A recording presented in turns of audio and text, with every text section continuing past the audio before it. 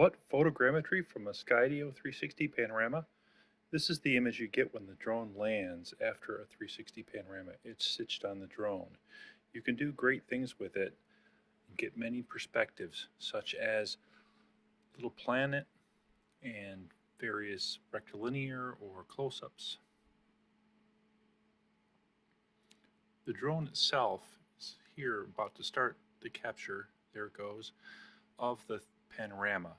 It takes a total of 26 images automatically.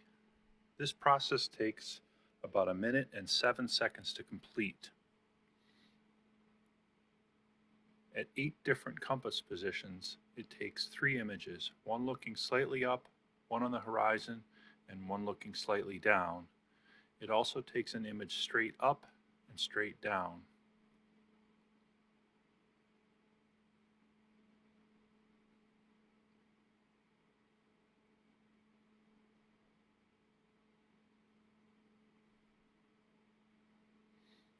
This capture is effortless.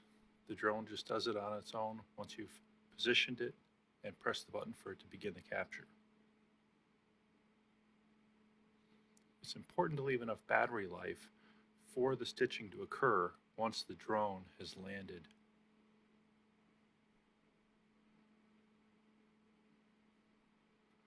This is a mosaic of those 26 images that the drone captures. These are all full resolution JPEG format images.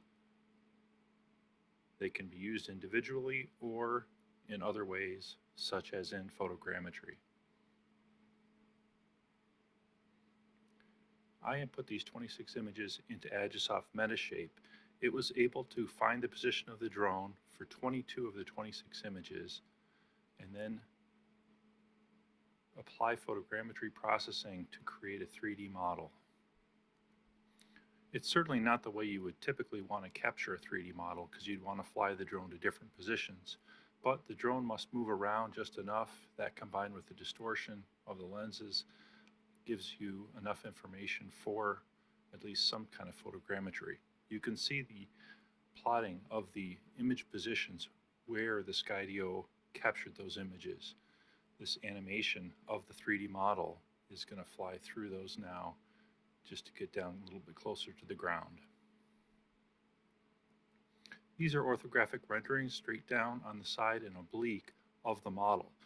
You can see it's really not a great model, but hey, what do you expect for a 360 capture with the drone in a single position? Thanks for watching.